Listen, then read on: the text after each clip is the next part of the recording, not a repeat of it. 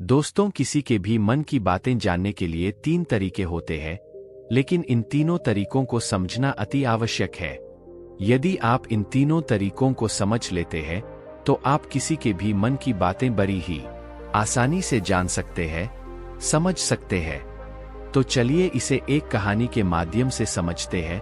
उससे पहले आप लाइक और चैनल को सब्सक्राइब कर दें। बहुत समय पहले की बात है। एक छोटा सा गांव था। उस गांव में 2 भाई रहा करते थे। बड़ा भाई खेती करता था और छोटा भाई अंधा था, जिस कारण वह घर पर ही बैठा रहता। लेकिन खेतों में अधिक जानवर आने से पूरी फसलें नष्ट हो जाती थी, जिस कारण बड़ा भाई बहुत परेशान हो चुका था।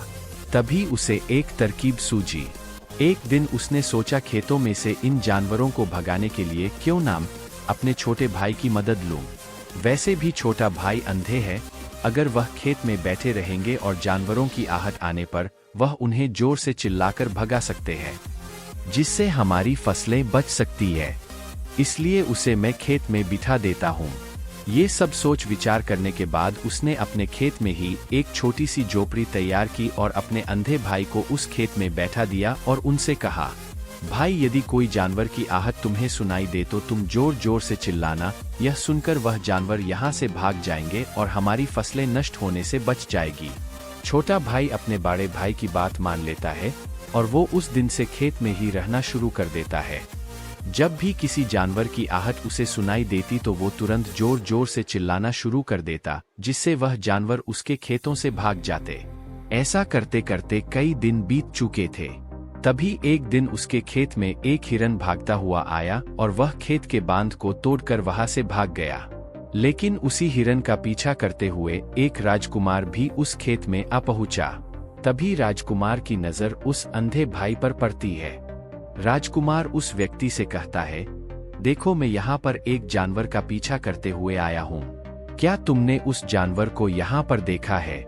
इस पर वो व्यक्ति कहता है, हे राजन, मैं तो अंधा हूँ। मैं भला किसी जानवर को कैसे देख सकता हूँ? लेकिन मैं आपको इतना जरूर बता सकता हूँ कि जो जानवर मेरे खेतों से होकर भागा है, वह आपके लायक नहीं है। आप उसके पीछे अपना समय यूं ही व्यस्त कर रहे हैं। राजकुमार उस अंधे व्यक्ति की बात सुनकर बड़ा अचरज में पड़ गया। वो ये सोचने लगा कि आखिर यह तो अंधा है, फिर इसे कैसे पता कि जिसे हिरन को मैं तलाश रहा हूँ वह हिरन मेरे लायक है ही नहीं। यह अंधा व्यक्ति मुझे कैसे बता सकता है? तभी राजकुमार उस अंधे व्यक्ति से कहता है, कहीं तुम मुझसे झूठ तो नहीं कह रहे हैं? एक तरफ तुम ये कहते हो कि तुम अंधे हो और दूसरी तरफ तुम ये भी कह रहे हो कि जो जानवर यहाँ से भागा है वो मेरे लायक नहीं है। इस पर वो अंधा व्यक्ति कहता है, हे राजन, जिसे आप एक हिरन समझ रहे हैं, असल में वह एक हिरन नहीं है, बल्कि एक हिरनी है, और वह भी गर्भवती है। और जहाँ तक मुझे ज्ञान है, मैंने कभी किसी राजकुमार को किसी गर्भवती हिरनी का शिकार करते हुए नहीं सुना है, और इसी कारण मैं आपसे ये कह रहा हूँ कि वो आपके लायक नहीं है। आप उसके पीछे अपना समय व्यर्थ ना करें। यह सुनकर राजकुमार और भी अचरज में पड़ गया। वो ये सोचने लगा कि आखिर ये अंधा आदमी यह कैसे जान सकता है कि वो हिरनी है और गर्भवती है। राजा कुछ देर सोच विचार करने के बाद अपने सेनापति से कहता है, सेनापति जी, मुझे वो जानवर जिंदा चाहिए, क्योंकि मुझे यह पता करना है क्या वो हिरनी है और क्या वह गर्भवती है। क्योंकि यह अंधा आदमी बहुत विश्वास के साथ कह रहा है और मुझे इस बात की पुष्टि करनी है। यदि वह हिरनी हुई और गर्भवती हुई तो वह हमारे शिकार के लायक नहीं है, क्योंकि हम तो एक हिरन का पीछा कर रहे थे। इसलिए जाओ और पता करो कि क्या वो हिरनी है।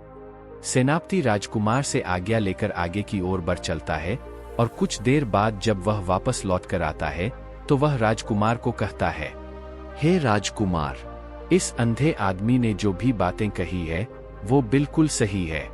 वो एक हिरनी ही है और वह गर्भवती भी है। यह सुनकर राजा आश्चर्यचकित रह गया।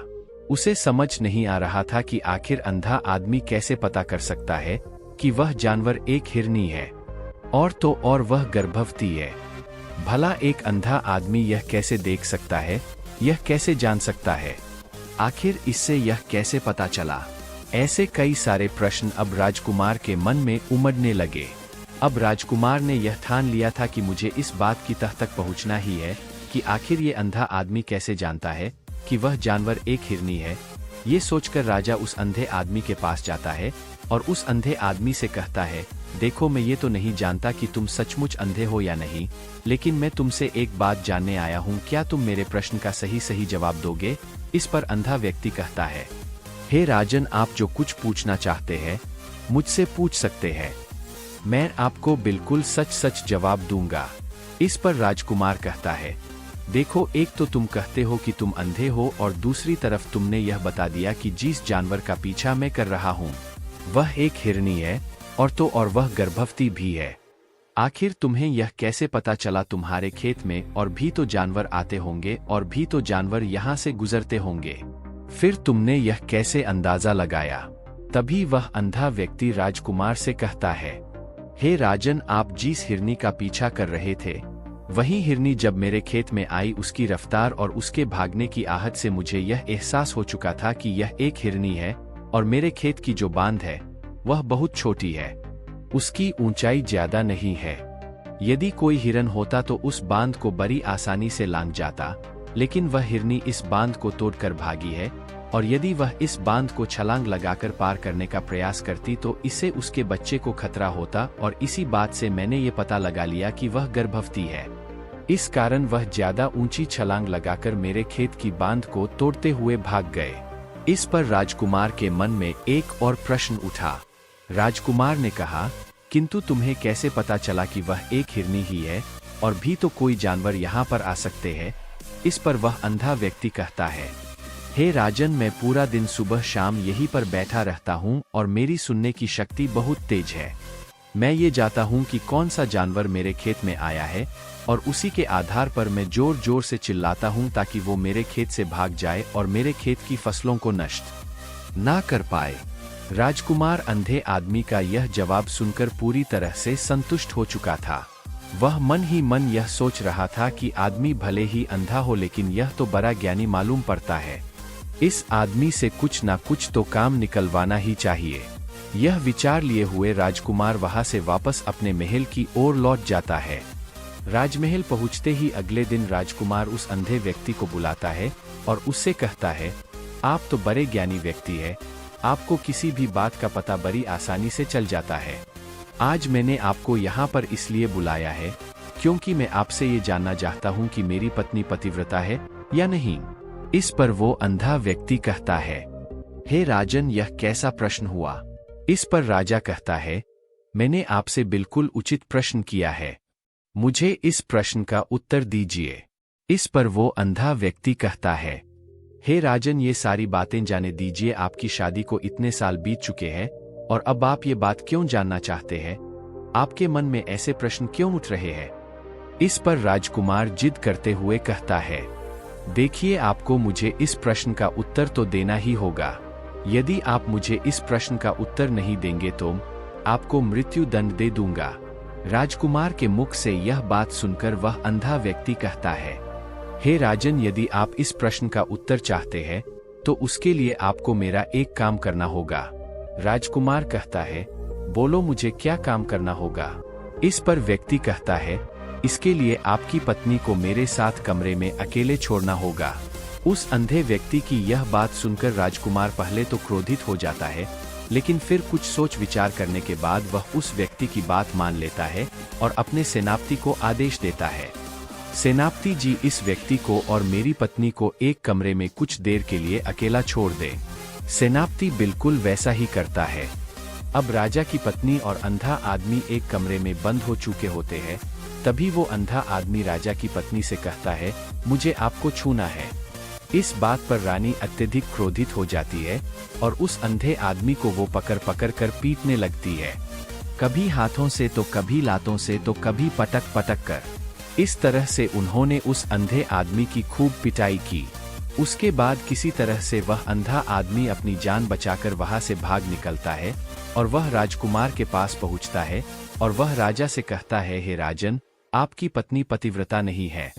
यह बात सुनकर राजकुमार अत्यधिक क्रोधित हो उठता है और राजकुमार अपनी तलवार निकालकर सीधा अपनी पत्नी की ओर जाता है और क्रोधित होकर वह अपनी रानी से कहता है, रानी जी, आज मैं जो भी सवाल आपसे करने वाला हो उसका मुझे सच सच जवाब दीजिएगा, और यदि आपने एक शब्द भी झूठ कहा तो मैं आपका अभी के अभी सर धड़ से अलग कर दूंगा, तभी आगे बढ़े। राजकुमार कहता है, मुझे बताइए क्या आप पतिव्रता है या नहीं।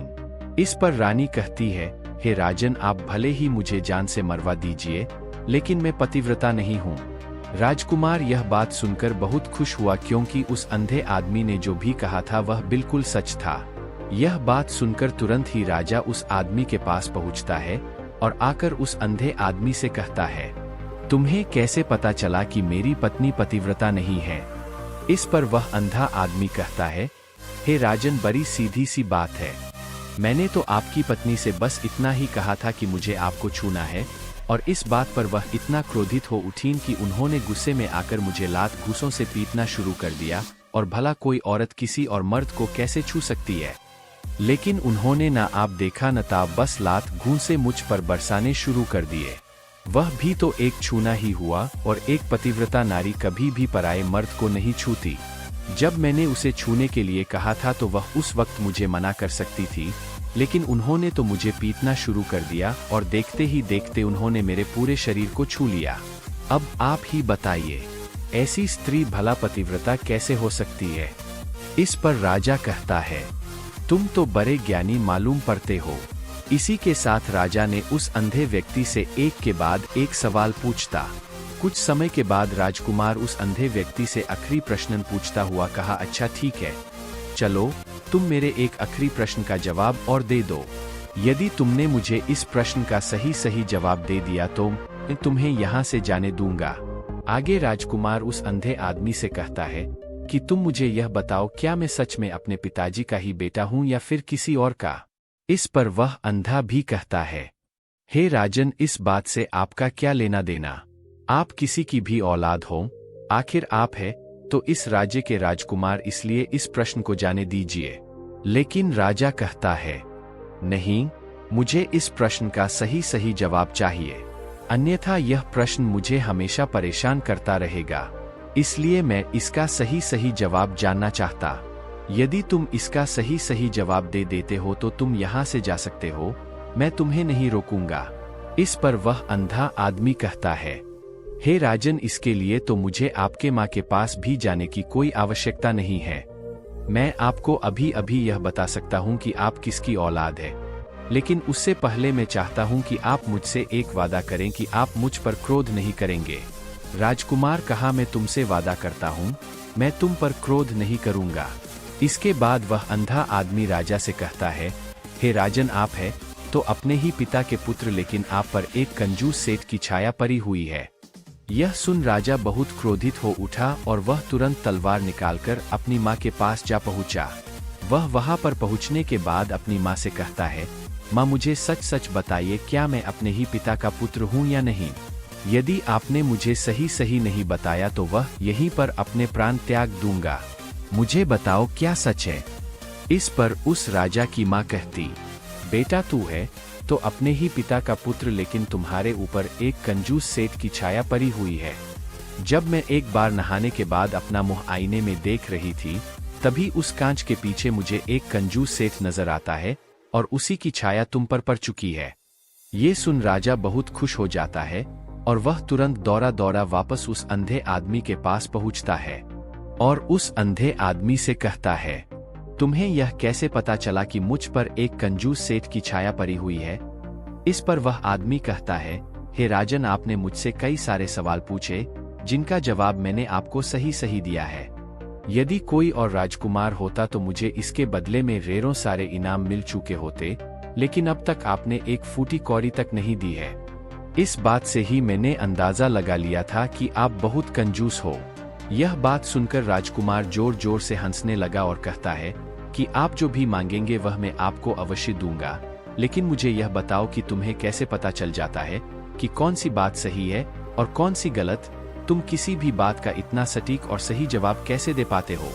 इस पर वह अंधा आदमी कहता है, हे राजकुमार, मैं तो वैसे ही अंधा हूँ। यदि मेरी आंखें होती तो मैं किसी की भी मन की बातें बड़ी सरलता से जान लेता। मन की एक भाषा होती है और यह भाषा मनुष्य के शरीर के व्यवहार के रूप में देखी जा सकती है। आँखों से, उसके होठों से, उसके काम करने के तरीके से, उसकी क्रियाओं से पता किया जा सकता है कि उसके मन में क्या चल रहा है। उसके आधार पर हम किसी के भी मन की बातें जान सकते हैं। लेकिन मैं तो अंधा हूँ, मैं देख नहीं सकता, इसलिए मैं क्रियाओं से देखता हूँ। यदि मुझे कोई बात जाननी हो तो अगले आदमी को कुछ काम देना पड़ता है, जिस पर वह व्यक्ति किस प्रकार काम करता है, किस तरीके से इस काम को करता है, उसके आधार पर ही मैं यह पता कर पाता हूँ कि उसके मन में क्या चल रहा है। तभी वह राजा कहता है, तो क्या इसका अर्थ यह हुआ कि मैं भी किसी के मन की बातें जान सकता हूँ? इस पर वह अंधा आदमी कहता है, हे राजन, अवश्य आप भी किसी भी व्यक्ति के मन की बात जान सकते हैं, किंतु उससे पहले आपको अपने ऊपर काम करना होगा, और वह काम है अपने मन को शांत कर, अपने मन को वर्तमान में लाना, जिसके लिए मैं आज आपको 3 तरीके बताने वाला। और ये तीनों ही तरीके बड़े ही आसान और सरल है। किंतु हे राजन, उससे पहले आपको एक काम करना होगा, अपने मन को एकाग्र करना हो। जब हम अपने मन को एकाग्र करते हैं, अपने मन को वर्तमान में लाते हैं, तो हम दूसरे के मन की बात जान सकते हैं, क्योंकि वह आदमी अभी भी अपने मन में वर्तमान में ही सोच रहा है, और हमें भी मन को वर्तमान में ही लाना होगा, तभी हम उसके मन की बातें जान सकते हैं। यदि हम अतीत में हुई घटनाओं के बारे में सोच रहे हैं, तो वह जो अगला आदमी वर्तमान में सोच रहा है, वर्तमान में अपने मन में बात कर रहा है, वह हम कैसे जान पाएंगे? क्योंकि हम तो अतीत की घटनाओं में डूबे हुए हैं। इसलिए किसी के भी मन की बात जानने के लिए सबसे पहले हमें हमारे मन को एकाग्र करना होगा, उसे वर्तमान में लाना होगा। आगे वह व्यक्ति राजकुमार से कहता है, हे राजन, जो 3 तरीके मैं आपको बताने वाला हूँ, इन 3 तरीकों से बड़ी आसानी से किसी के भी मन की बातें जान सकते हैं। उसके बाद वह अंधा आदमी राजा से कहता है, हे राजकुमार, जो सबसे पहला तरीका है वह है आंखों पर ध्यान देना। किसी व्यक्ति से बात करते वक्त उसकी आंखों में देखना, उसकी आंखों पर ध्यान देना जो सबसे ज्यादा जरूरी है, क्योंकि आंखें बोलती नहीं पर बहुत कुछ कह जाती है। यदि हम किसी व्यक्ति की आंखों के इशारों को समझना सीख जाए, हम यह जान पाएंगे कि व्यक्ति के दिमाग में क्या चल रहा है, वो क्या सोच रहा, और अभी वह क्या करने वाला। मेरे पास आंखें नहीं, लेकिन मैंने अपने गुरु से यह विद्या सीखी है, क्योंकि बहुत सालों पहले मेरे पास आंखें थी और मैं उस वक्त लोगों के मन की बातें केवल उनकी आंखों से ही जान लेता था। इसलिए यदि आप भी दूसरों की मन की बातें जानना चाहते हैं, तो आपको भी उनकी आंखों पर गौर करना चाहिए, जैसे कि उनका आकार कैसा है, वह कब, कहाँ और किधर देख रहे हैं। यदि उसकी आंखें यहाँ वहाँ घूम रही है, जब आप उससे बातें कर रहे हैं, तो वहाँ वह इधर उधर मोड़ रहा है, कभी ऊपर तो कभी नीचे या कभी आसपास, या फिर उसकी आंखें खुश नजर आ रही है या फिर आंखें निराश नजर आ रही है, जैसे कि चोर होता है, उसकी आंखों में जब हम देखते हैं तो हमें यह पता चलता है कि अगले आदमी ने कोई गलती की है।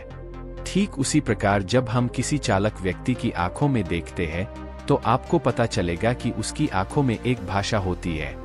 एक बहुत ही सीधा और आसान तरीका होता है। यदि आपको यह पता लगाना है कि सामने वाला व्यक्ति आपसे झूठ कह रहा है या फिर सही, तो आपको उसकी आंखों पर ध्यान देना अति आवश्यक है। यदि आपसे बात करते वक्त वह व्यक्ति अपनी आंखें यहाँ वहाँ घुमा रहा है, ऊपर नीचे इधर उधर दाएं बाएं हर जगह देख रहा है, तो इसका अर्थ यह हुआ कि वह उस बात से निकलने का कोई रास्ता ढूंढ रहा है और कोई झूठ बना रहा है। यदि सामने वाला व्यक्ति आपसे कुछ झूठ कहने का प्रयास कर रहा है, तो वह आपसे नजर नहीं मिलाएगा। वह यहाँ वहाँ देखेगा, ऊपर नीचे देखेगा, लेकिन वह आपकी आंखों में आंखें डालकर कभी नहीं देख पाएगा, क्योंकि उसे डर है कि यदि उसने आपकी आंखों में आंखें डालकर देखी तो उसका झूठ पकड़ा जाएगा और लोगों को सच्चाई का पता चल जाएगा। और इसी प्रकार कुछ और भी भाषाएं होती है। जब आप किसी की आंखों में आंखें डालकर यह देखना शुरू कर देंगे कि उसके हाव भाव क्या है, ठीक उसी प्रकार चेहरे के हाव भाव होते हैं, जिससे हम मन की बातें बड़ी आसानी से समझ सकते हैं, और इन्हें भी समझना बहुत जरूरी है। कभी कभी कोई व्यक्ति अपने चेहरे से जैसे आंख, होंठ और बहुत से कुछ अलग अलग व्यवहार करता है। यदि आप किसी व्यक्ति के चेहरे में गौर करेंगे तो आप आसानी से समझ पाएंगे कि वह व्यक्ति निराश है, जब व्यक्ति बहुत उदास है, या फिर वह बहुत खुश है, या फिर उससे कोई बहुत बड़ा दुख है। वह अपने अंदर क्या महसूस कर रहा है, ये सारी बातें हम उसके चेहरे के हाव भाव से पता कर सकते हैं।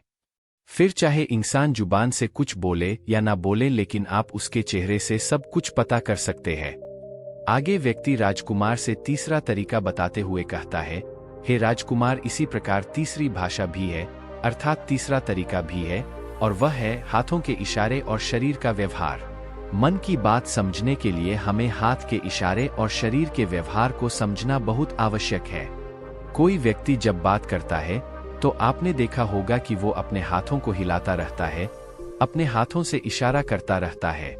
बातों के साथ साथ अपना शरीर का जो व्यवहार है, अर्थात बॉडी लैंग्वेज, उसका भी पूरा उपयोग करता है, जिससे हमें यह पता चल पाता है कि वह व्यक्ति उसका भी पूरा उपयोग करता है, जिससे हमें यह पता चल पाता है कि वह व्यक्ति हमारी बातों पर कितना ध्यान दे रहा है और उसके मन में क्या चल रहा है। शरीर के व्यवहार को देखने के लिए उसके हाथ मटकाने, शरीर मटकाने और चेहरे पर बार बार हाथ लाल हाथों का एक दूसरे से मसलना, ऐसी बहुत सी क्रियाएं होती है, उस पर हमें ध्यान देना अति आवश्यक। मन की बात को समझने के लिए हमें शरीर के व्यवहार को भी समझना पड़ता है। यदि हम इन तीन तरीकों को सही तरीके से ध्यान देकर इन तीन तरीकों को अच्छे से समझ लेते हैं, तो हम बहुत जल्दी किसी भी व्यक्ति के मन की बातें बड़ी सरलता और सहजता से जान सकते हैं। इसलिए यदि आपको किसी के मन की बातें जानी है, तो आपको उसकी आंखों पर, उसके चेहरे पर, उसके शरीर के हाव भाव को और उसके हाथों को ध्यानपूर्वक देखना और समझना होगा, जिससे आप यह समझ पाएंगे ये आखिरकार उसके मन में क्या चल रहा है और वह क्या सोच रहा है।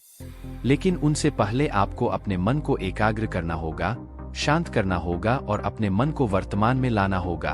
तभी आप उस व्यक्ति की इन सभी क्रियाओं पर ध्यान दे पाएंगे, उन्हें समझ पाएंगे।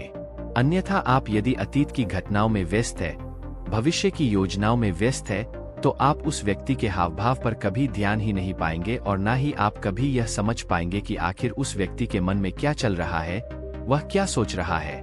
आपने देखा होगा कि ऐसे कई बड़े संत महात्मा हैं जो बड़ी ही शांति से आपको देखते हैं और आपको देखकर ही यह बता देते हैं कि आपके मन में क्या चल रहा है, आप उनसे क्या जानने आए हैं। और इसका सबसे बड़ा प्रमुख कारण यही है कि वह आपको पढ़ सकते हैं, आपको समझ सकते हैं, आपकी मन की बातें जान सकते हैं, क्योंकि उनका मन एकाग्र है, शांत है, और यही कारण है कि वह आपके मन की बातें बड़ी सरलता से समझ जाते हैं। तो दोस्तों, इस कहानी से एक अच्छी सीख मिली होगी। यह कहानी आपको कैसी लगी हमें कमेंट बॉक्स में कमेंट करके जरूर बताएं और इस कहानी को अपने दोस्तों के साथ जरूर शेयर करें ताकि उन्हें भी इस कहानी से कुछ सीखने को मिल सके। और इसी के साथ अगर चैनल पर नए हो तो चैनल को सब्सक्राइब कर देना। इसी के साथ आप सभी का धन्यवाद।